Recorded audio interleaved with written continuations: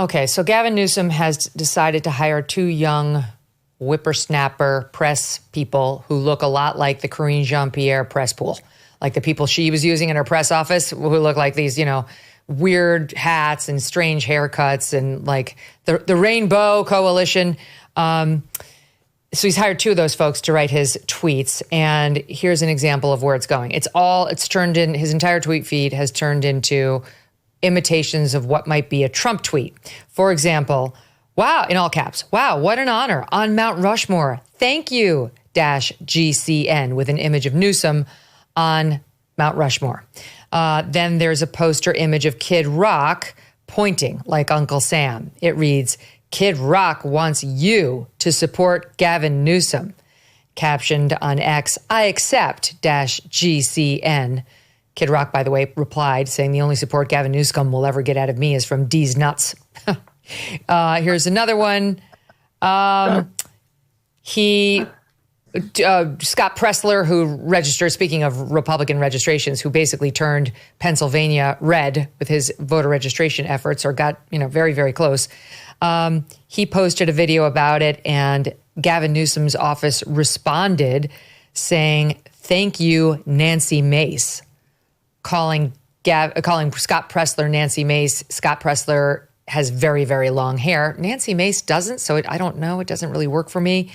And then somebody on Fox responded saying, you're kidding me, right? You're constantly raving about protecting gay people, and now you use your official press office to troll a gay conservative and call him a woman, in response to which the press office replied, you sound woke. All right, here's another one.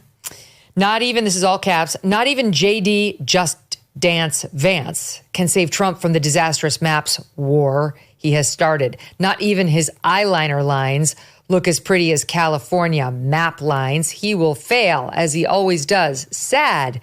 And I, the peacetime governor, our nation's favorite, will save America once again. Many are now calling me Gavin Christopher Columbus Newsom because of the maps, ! Thank you for your attention to this matter. GCN. This has led to a split amongst some on whether this is an effective strategy. Joe Scarborough, not a fan. Going to give you a little sampling of that. 27B. The Democrats are trying to find their footing, and it's quite embarrassing, actually. I mean, Gavin Newsom, have you seen what he's doing online? And say, just take a deep breath. Yeah. Don't try to turn the ship 180 degrees and they don't know what to do. I have a good idea. Instead of trying to make school Donald Trump, talk into the camera about affordability. Donald Trump's not on the ballot in 26. He's not on the ballot in 28. So why are you going, I'm going after Donald? No, you're not. You're not running against Donald Trump. Dan, thoughts? I don't often disagree with Joe Scarborough, but on this I do, because one, I think you will be running against Donald Trump until January, 20th, 2029. Like, whether you like it or not, Trump is the sun that everything orients around.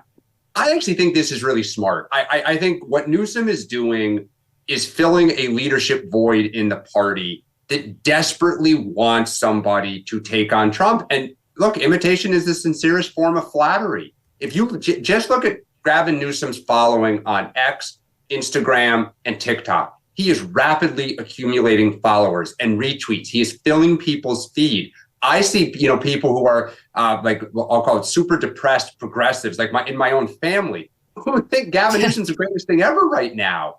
And so, look, what he lacks is substance. At some point, he'll have to put an agenda together. But for right now, he is energizing Democrats. And Mark said this before.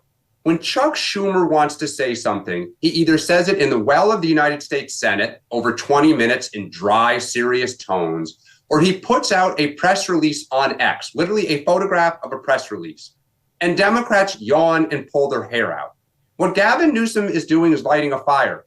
I think it's great. In the long run, it's not enough to obviously win a presidential, but I agree with Mark. He's in the top tier. Now, we disagree a little. I think AOC is in there with him, but it's working for Gavin Newsom in a primary. You're not the only one who feels that. Here's CNN's Harry Enton, the data guru over there in SOT 27. I think it absolutely has been working in terms of generating attention, which is what he's trying to do, right? I mean, take a look here. Let's take a look right at the @GovPress office followers on X. That's, of course, where you get those sort of the account where Newsom posts those Trump-style mocking types of tweets. Look at where we were on June 1st. We basically had a clown car for first. Newsom, AOC, Buttigieg, 11%, 10%, 8%. But look at where we are now. Look at this. Look who's jumped up all the way up to 24% chance, about a 1 in 4 chance of getting the nomination. Gavin Newsom. AOC staying pretty steady at 13%. And then, of course, we have Pete Buttigieg, who has stayed absolutely steady at 8%. So at least at this particular point, the prediction markets are saying, yes, this strategy is paying off. Of course, the key question is, will this actually work when you're trying to actually, votes are being cast and counted? Sean, thoughts? Look, I agree with both of them. It's a pretty pathetic field when Gavin Newsom is considered the only tier 1 candidate. That says a lot about the other folks that you're running against. I mean, so you combine everything, the message, the mechanics, the candidates, the current leadership, they're in a world of hurt right now. I get Newsom's strategy. I mean, look, he gets credit. It's sort of like when you get, I used to call them Circle 60s when I was in high school. It meant you got an F, but we're going to give you a Circle 60, which allowed you to pass the course. And I think he's getting a Circle 60. We're learning a lot about Sean today. Yeah. You might want to look at those transcripts. But he's getting a Circle 60. And what do I mean by that? I give him, this is the teacher would say to me, okay, you came to class, you tried, you just failed the test. So I'm going to give you credit for showing up and participating. And I give credit to him for participating. He's out there, he's trying to do it.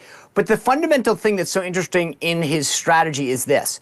Most Democrats find Trump's tactics abhorrent.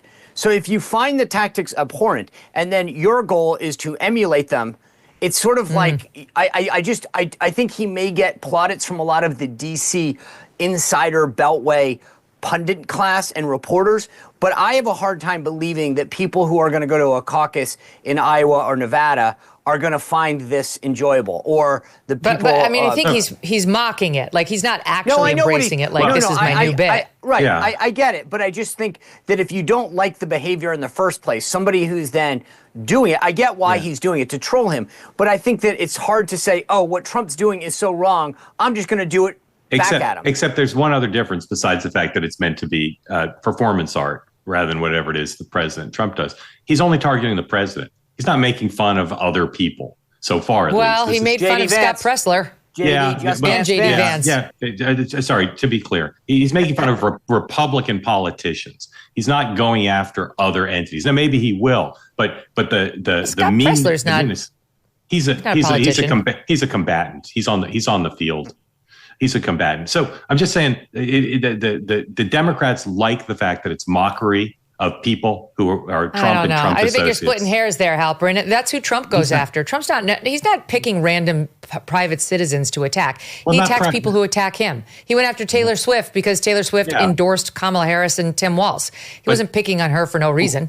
But those aren't political pros. I just telling you what some Democrats, what some Democrats don't like is he's spraying, the whole country, anybody who he wants to attack, rather than political combatants. I'm just saying, to me, that's why some Democrats can justify it. But Megyn, I wouldn't underestimate, of all the candidates we've talked about in 2028, who else has drawn fire from Stephen Chung and all these different people in the White House? They're taking the bait. They're elevating Newsom to an equal that we feel like when you speak, we need to go after you. And if you're Newsom now, Trump does that with everyone. Well, sure, but you think about it this way now. Democrats are going to be asked, you with Newsom or Trump?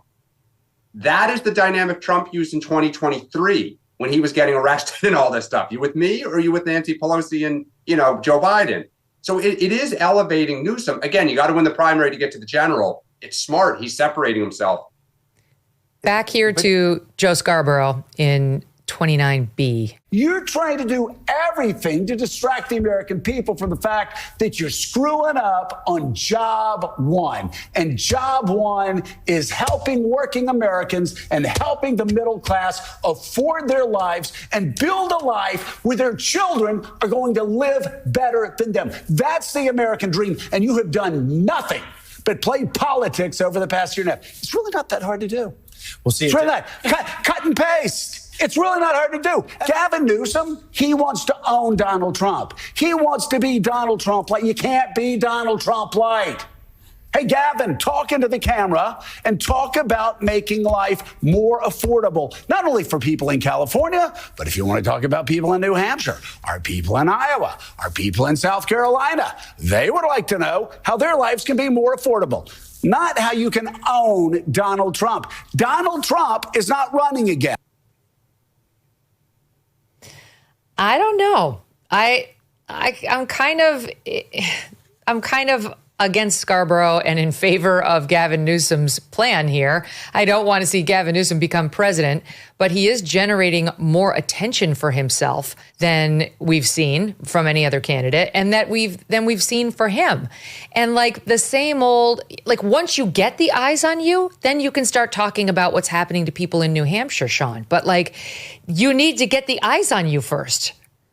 Yeah, I will say I've now, in the last 25 minutes, watched more MSNBC than I have in the last 5 years. I think you mean MS Now. Oh, my apologies. My apologies. I didn't acknowledge that brilliant branding strategy. So the thing that I kind of disagree with is at some point, people, Scarborough's got a point here, which is there's got to be some sort of plan about making life better. And that's where I think that there's a fundamental problem here with all these Democrats. What are they for? They've criticized his crackdown on crime, his crackdown on the border, his crackdown on trade, billions of dollars of new revenue coming into the federal government through tariffs, which most of them previously supported.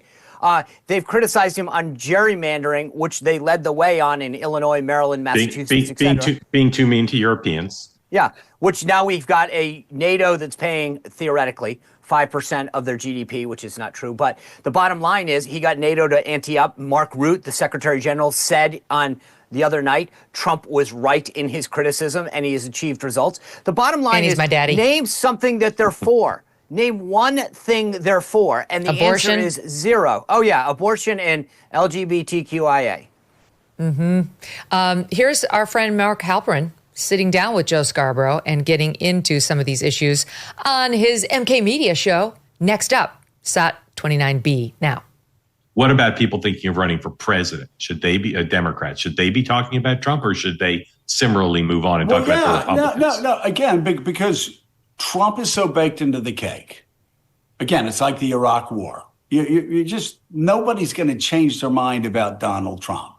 And we keep thinking this is going to happen, and this is when the walls are closing in on Donald. Something I've probably said 87 times. No, the walls aren't going to close in on Donald Trump, and that's not your concern. Your concern is getting elected to Congress. Your concern is winning the House of Representatives. Your concern is taking over the committees, and by doing so, being able to stop a lot of what Republicans are doing.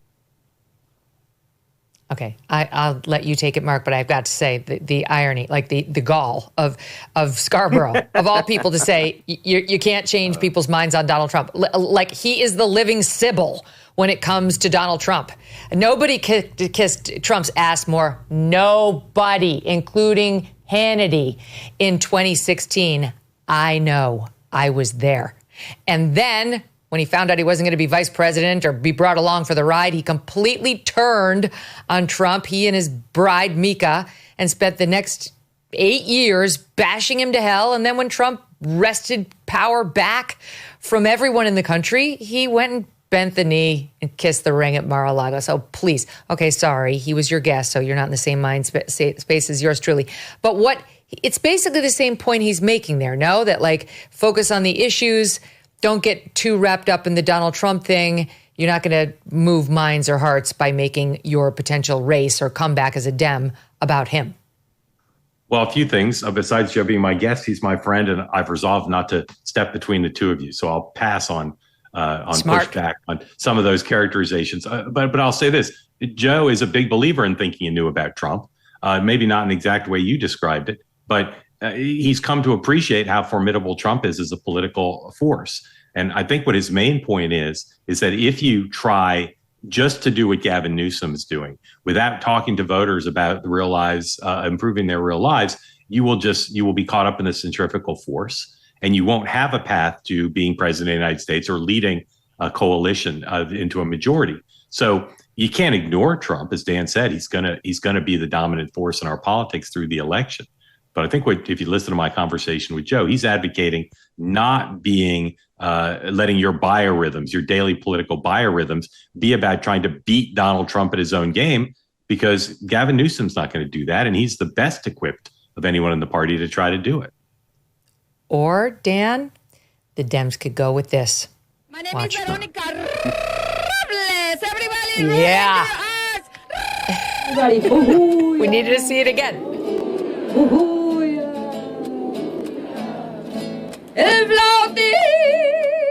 Look at the signer. Okay, you get it. You get it. You get my point. The signer's trying to sign ooh la. I'm like, it's so on brand for the Dems. So what do we think the effect of the sparring between President Donald Trump and the Fed is going to be? Can the Fed take the right action at the right time? Do we trust in that? Or are we going to be looking at a potential economic slowdown as they slow roll any of their moves as they worry about his tariffs? And what exactly does all of this mean for your savings? You might want to consider diversifying right about now with gold through Birch Gold Group. For decades, gold has been viewed as a safe haven in times of economic stagnation, global uncertainty, and high inflation. And Birch Gold makes it incredibly easy for you to diversify some of your savings into gold. If you have an IRA or old 401k, you can convert that into a tax-sheltered IRA in physical gold, or just buy some gold to keep it in your safe. First, get educated. Birch Gold will send you a free info kit on gold.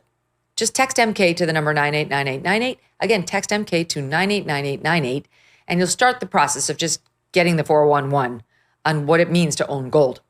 Consider diversifying a portion of your savings into gold. So if the Fed cannot stay ahead of the curve for the country, at least you can stay ahead of the curve for yourself. Thanks so much for watching. If you like what you just saw, hit the subscribe button for more clips and full episodes.